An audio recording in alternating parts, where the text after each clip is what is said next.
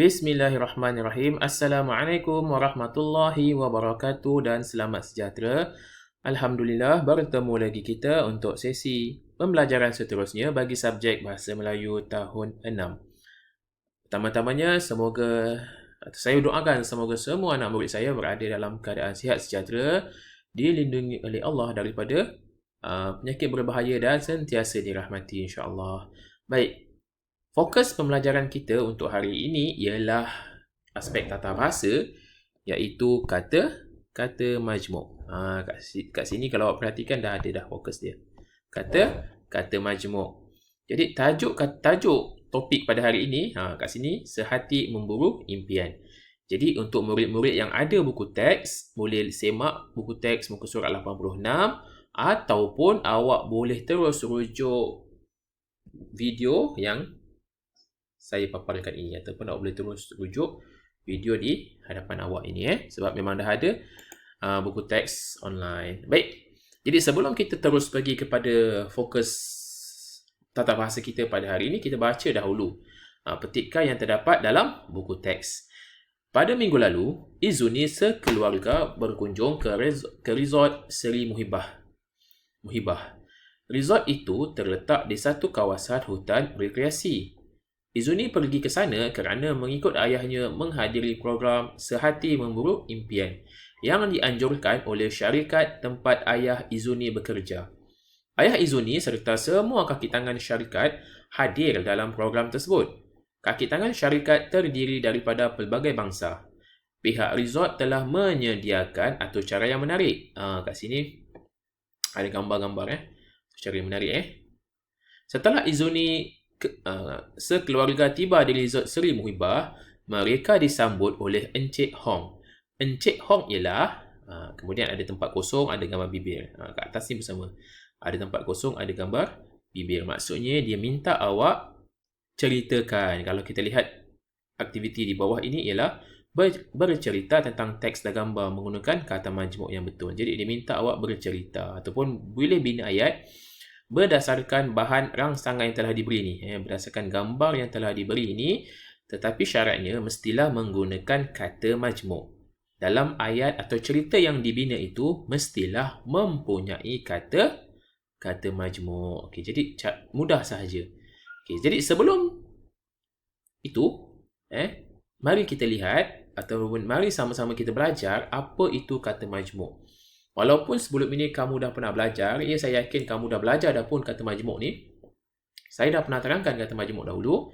Tetapi untuk supaya lebih mahir ataupun lebih menguasai aspek kata majmuk ini, kita sama-sama buat revision kembali. Sama-sama kita belajar semula. Baik, jadi serba sedikit mengenai kata majmuk. Okey. Kata majmuk. Definisi. Okay, lihat dahulu definisi dia. Ataupun maksud dia. Kata majmuk tu apa?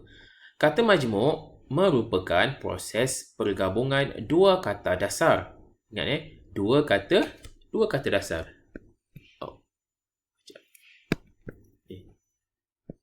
Dua kata dasar atau lebih yang membawa makna tersendiri daripada maksud asal kata setiap kata tersebut. Maksudnya, kata majmuk ni apa?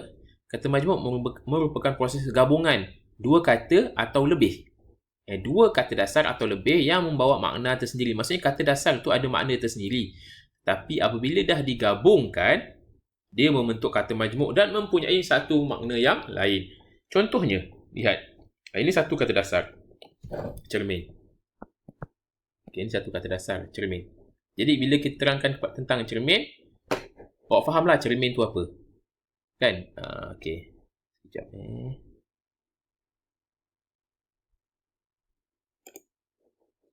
Okey, awak faham cermin ni? Ni apa ni cermin? Kan? Baik. Kata dasar kedua, mata. Mata. Jadi bila kita terangkan tentang mata ni, cakap mata je awak dah boleh bayangkan. Mata lah, eyes. Mata kita ke, mata haiwan ke mata.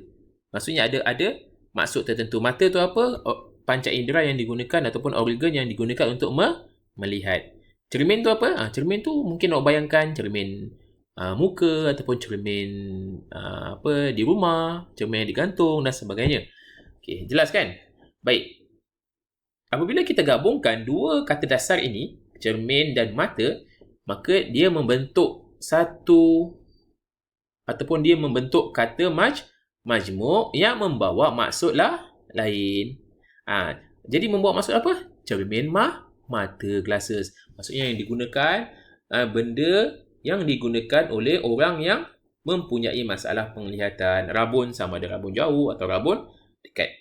Untuk membantu orang yang mempunyai masalah penglihatan supaya lebih fokus ketika melihat. Jadi faham tak? Faham kan? Jadi maksudnya ialah kata majmuk ini gabungan dua atau lebih kata dasar yang membawa maksud yang baharu. Okey, kata dasar ini bila tak digabungkan, diasingkan, cermin maksudnya lain, mata maksudnya mata. Tapi apabila digabungkan cermin mata, bukanlah maksud cermin ni bergabung dengan mata jadi lain, tak. Bila digabungkan kata dasar ini dan membentuk satu kata majmuk, cermin mata maksudnya lain. Jelas jelas. Contoh lain kita boleh bagi. Apa contoh lain kita boleh bagi?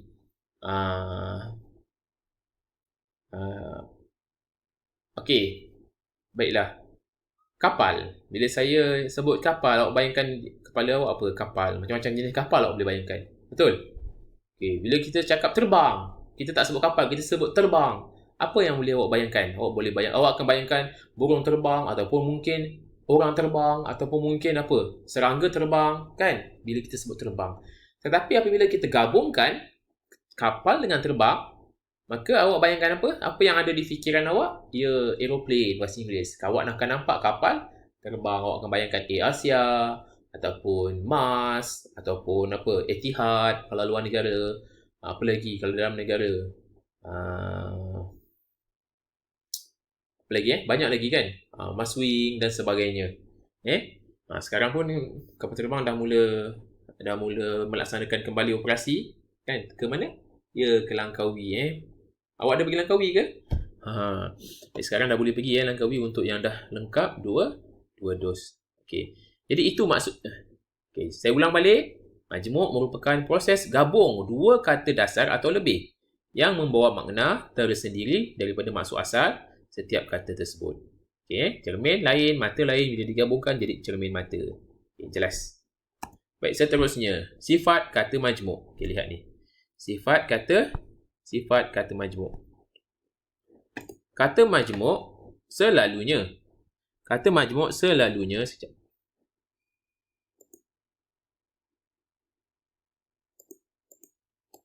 Okay. Kata majmuk selalunya dieja secara terpisah. Itu sifat dia. Selalunya kata majmuk dieja terpisah. Contoh awak lihat sebelum ni. Nampak? Cermin mata terpisah. Ni ada ruang di sini. Terpisah. Okey. Cermin. Cermin dan mata. Jadi dia eja terpisah, tak digabungkan antara dua ni. Dia eja terpisah.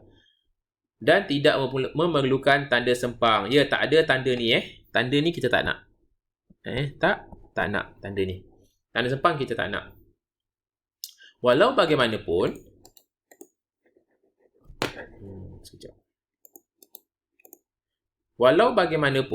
ada sesetengah kata majmuk yang dieja secara bercantum dan terbahagi kepada tiga, iaitu kata majmuk ni sifat dia terpisah.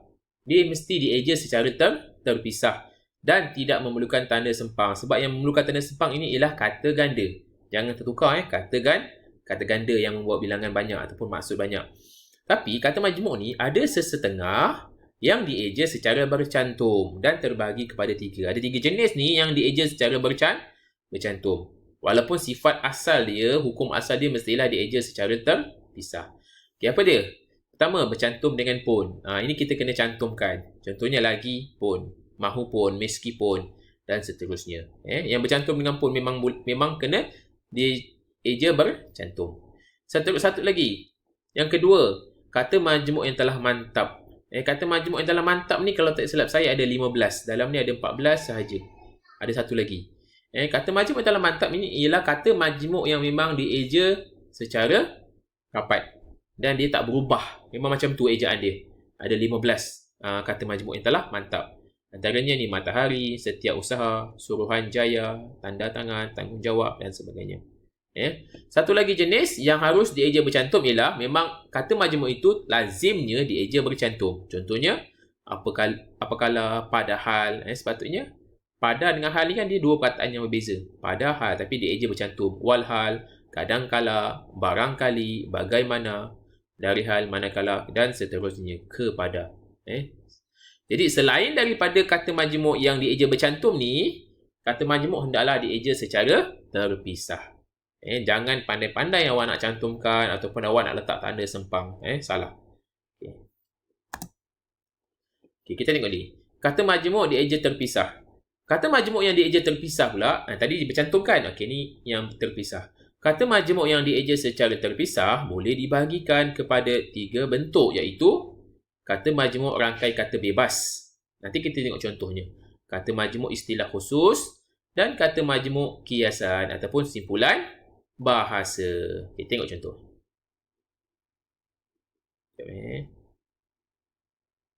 Contohnya saya tak masukkan kat sini. Okey. Baik. Tak apa, nanti saya akan terangkan. Okey, kata majmuk rangkai kata bebas ni contohnya ialah yang bebas. Yang bebas. Contoh kain buruk. Itu bebas. Itu bebas. Apa lagi?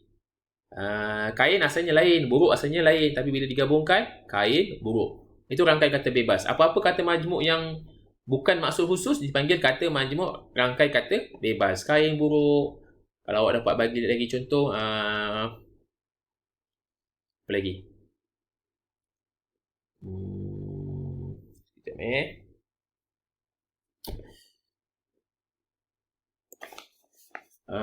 contoh lain, kain basah. Tadi kain buruk kan? Kain basah. Lagi hijau muda, hijau tua. Itu semua kata majmuk rangkai kata bebas. Garam kasar, garam halus. Contoh ibu kata, tolong ambilkan ibu garam kasar tu. Lepas tu ambilkan ibu gula perak. Itu semua kata majmuk, tetapi kata majmuk rangkai kata bebas. Kata majmuk rangkai kata bebas. Baik, seterusnya yang kedua, kata majmuk istilah khusus. Kata majmuk istilah khusus ialah kata majmuk tersebut memang merujuk benda itu sahaja. Contoh, kelopak mata. Jadi bila kita sebut kelopak mata, memang mata kita ni lah. Khusus untuk mata kita, kelopak mata. Apa lagi? Muka bumi. Okey, baiklah. Akar tunjang. Itu kata majmuk istilah khusus. Okey, yang ketiga, kata majmuk kiasan ataupun dalam kurungan ni saya masukkan simpulan bahasa. Ialah kata majmuk yang merujuk simpulan bahasa. Contoh apa dia? Anak emas, sakit hati. Lagi apa?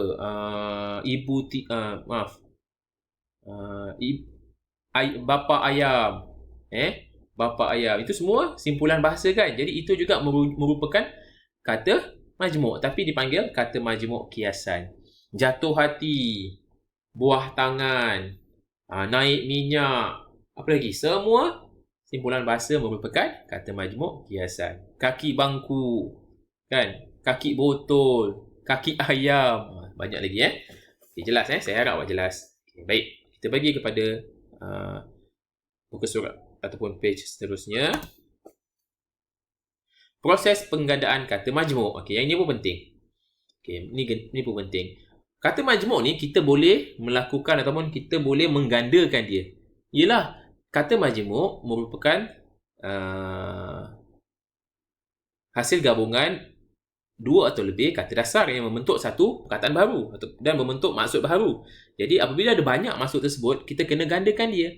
Contohnya cermin mata.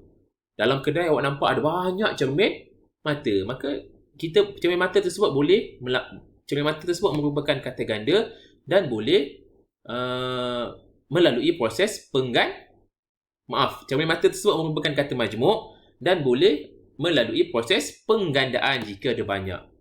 Kan? Okay, jadi baca kat sini, kita baca sama-sama. Dalam proses penggandaan kata majmuk, hanya kata hadapan. Hanya kata hadapan sahaja yang digandakan. Lihat contoh yang diberikan di bawah. Guru besar. Jadi kita nak menceritakan ataupun nak menyatakan tentang banyaknya guru besar ni, jadi kita kena gandakan dia. Kita kena gandakan kata majmuk tersebut. Jadi apabila kita nak gandakan kata majmuk ni, guru besar ni, yang harus ataupun yang digandakan hanyalah kata yang di hadapan ini sahaja. Jadi guru besar menjadi guru-guru besar. Okay. Jadi saya harap jelas. Kalau jam tangan, contoh lain. Jam tangan. Kapal laut. Kapal laut. Okey, bagi contoh lain. Apa dia? Kain basah. Kain basah. Garam halus. Garam halus. Jelas. Jadi itu merupakan cara untuk menggandakan kata majmuk. Okey, lihat. Itu lihat kaedah seterusnya. Bukan kaedah untuk menggandakan kata majmuk ni bukan satu sahaja. Ada satu lagi kaedah jika berjumpa dengan kata majmuk lain. Ini kata majmuk biasa tau. Ini kata majmuk rangkai kata bebas atau istilah khusus. Kalau kata majmuk kiasan pula, cara nak menggandakan dia berbeza. Okay. Kalau untuk kata majmuk kiasan, bagi kata majmuk kiasan, iaitu kesimpulan bahasa, penggandaan haruslah dilakukan seluruhnya. Berbeza dengan kata majmuk rangkai kata bebas tadi. Kata majmuk rangkai kata bebas, awak nak menggandakannya hanya perlu gandakan kata hadapan saja yang pertama ini. Jelas Tapi kalau kita nak menggandakan kata majmuk kiasan ataupun simpulan bahasa, kita kenalah menggandakan keseluruhan kata. Contohnya buah tangan, buah tangan, buah tangan. Anak tiri, anak tiri, anak tiri. Kaki botol, kaki botol, kaki botol. Okay, jelas Dan apabila awak melakukan proses penggandaan, jangan lupa kata ganda mesti ada tanda sempang ni. Lihat yang sebelumnya. Ya, kena ada tanda ni. Ini proses menggandakan kata majmuk. Apabila awak nak menggandakan kata majmuk, awak kena letak tanda ini. Tetapi apabila kata majmuk itu tunggal, contohnya guru besar saja macam ni, tak perlu letak tanda sempang. Jangan keliru. Tanda sempang ini hanyalah apabila ada proses penggandaan. Jangan pula awak cakap, cikgu tadi kata tak boleh letak tanda ni kat depan. Kata tak memerlukan tanda sempang. Tapi kenapa sekarang ada tanda sempang? Kerana sekarang sudah berlaku proses penggandaan. Yang tadi kata majmuk tunggal. Apabila kata majmuk tunggal tersebut, yang tadi kata majmuk yang tunggal. Tapi apabila kata majmuk ni sudah melalui proses penggandaan dah banyak, maka kena ada tanda sempang. Okey, jelas Okey. Satu lagi. Ini pun penting juga. Proses imbuhan kata majmuk. Kata majmuk juga boleh mengalami proses imbuhan, iaitu imbuhan awalan, akhiran atau apitan. Kata majmuk yang menerima imbuhan awalan atau akhiran dieja secara terpisah. Contohnya macam ni. Ulang kaji. Dia menerima imbuhan awalan, mengulang kaji. Jadi kena eja secara terpisah. Tak boleh gabungkan dia. Nampak? Ulang dengan kaji lain. Nampak? Mengulang dengan kaji kena pisah. Berakar serabut kena pisah. Okey. Manakala kata majmuk yang menerima imbuhan apitan dieja secara bercantum. Tetapi kalau kata majmuk tersebut dia menerima imbuhan apitan, maksudnya imbuhan tu ada di hadapan dan di belakang, maka kena gabungkan semua sekali. Menyatu padukan. Imbuhan me-an kan? Imbuhan me-kan kita kena itu imbuhan apitan me dengan an. Kemudian satu padu tu kena gabungkan sekali, menyatu padukan. Campur aduk, mencampur adukkan. Apa contoh lain? Contoh lain. Ada contoh lain. Nanti awak boleh cari Contoh lain yang perlu kita gabungkan kata majmuk tersebut apabila menerima imbuhan apitan. Baik. Sudah tamat. Okay, baik. Jadi saya harap awak jelas dan faham macam mana kata majmuk berfungsi. Apa itu kata majmuk? Apa itu sifat kata majmuk? Kena eja terpisah dan tiada tanda sempang. Kemudian kata majmuk ada berapa jenis? Ada yang rangkai kata bebas, istilah khusus, kata majmuk kiasan. Kemudian bagaimana nak menggandakan kata majmuk? Kalau kata majmuk rangkai kata bebas, kita haruslah menggandakan ataupun mengulang semula perkataan pertama sahaja. Tapi kalau kata ganda, kata majmuk kiasan, apabila melalui proses penggandaan, kita kena gandakan semua sekali, buah tangan. Dan bagaimana cara hendak? Yang terakhir, bagaimana cara hendak melakukan proses imbuhan kepada kata majmuk. Kalau imbuhan awalan dan akhiran, kata majmuk tersebut hendaklah dieja secara terpisah. Tetapi jika menerima imbuhan apitan, kata majmuk tersebut hendaklah dieja secara rapat semua sekali. Tak boleh dieja secara terpisah. Okey, jelas jadi saya harap awak jelas aspek-aspek ataupun fokus tentang kata majmuk ini. Kita kembali kepada buku teks tadi. Okey, sekejap.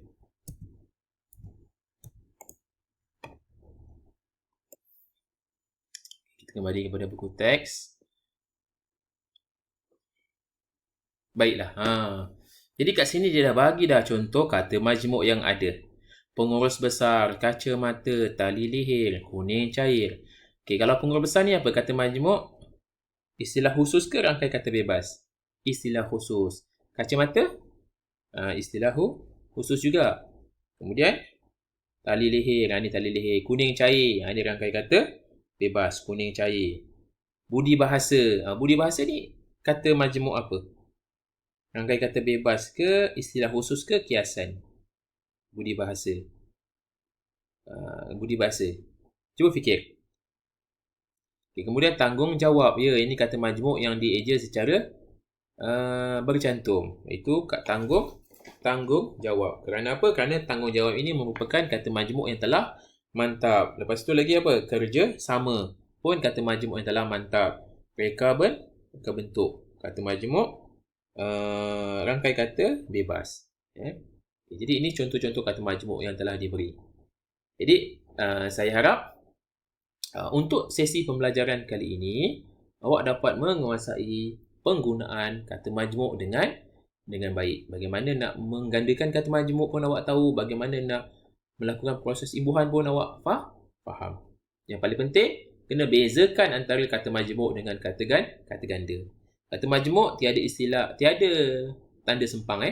Kata ganda ada tanda sempang. Tetapi apabila kata majmuk melalui proses penggandaan, kenalah letak tanda sempang. Baik. Jadi kalau dah faham, dah selesai, kamu dikendaki melaksanakan sedikit latihan. Okey, baik, apa latihan tu? Latihan tu ialah kamu dikendaki membina ayat berdasarkan gambar yang diberi. Yang bawah ni tak apa. Saya minta awak bina ayat berdasarkan gambar yang diberi. Jadi ada 1, 2, 3, 4 gambar. Gambar ada 4, maka bina 4 saja ayat. Tak banyak, sikit sahaja. Dan ayat tersebut mestilah mempunyai kata majmuk.